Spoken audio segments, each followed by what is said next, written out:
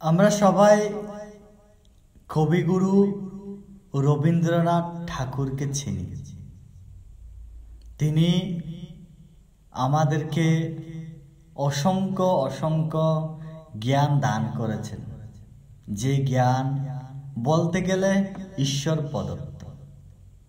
আমরা কখনো কোনো কবির কথা ভাবলে প্রথমে সেই কবিগুরুর কথা মনে আসে, কবিগুরু রবীন্দ্রনাথ ঠাকুর। আসলে সত্যি কি তিনি কবিগুরু? তার ঊর্ধ্বে কি আর কোনো গুরু নাই?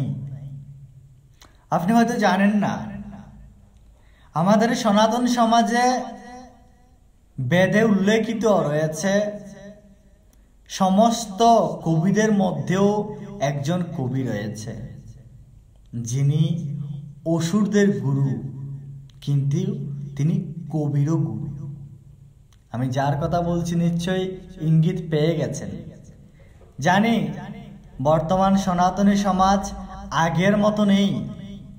আজকের সনাতনী সমাজ, আজকের সনাতনী সন্তান প্রতিনিয়ত সনাতন ধর্মকে জানার জন্য আগ্রহ দেখাচ্ছে, খুব আগ্রহী।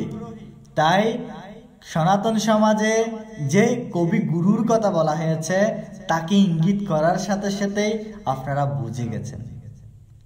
আমি সেই কবিগুরুর কথা বলছি, যিনি অসুরদের গুরু। বুঝতে পারছেন? তবে আরেকটা কথা বলি, সেই কবির যে জ্ঞান, সেই জ্ঞান কিন্তু ঈশ্বর প্রদত্ত। তাই ঈশ্বর বলেছেন, আমি কবিদের মধ্যে শুক্রাচার্য। গীতার 10ম অধ্যায়ের 37 নম্বর শ্লোকে বলা হয়েছে, বৃঞ্চিনাং বাসুদেবস্মি পাণ্ডবানাং ধনঞ্জয় মুনিনাং পয়হং ব্যাস কবি নাম উষনা কবি। হে সনাতনী সন্তান, হে সনাতনী সন্তান, আমি বৃঞ্চিদের মধ্যে বাসুদেব, আমি পাণ্ডবদের মধ্যে ধনঞ্জয়, আমি মুনিদের মধ্যে ব্যাস, আমি কবিদের মধ্যে শুক্রাচার্য।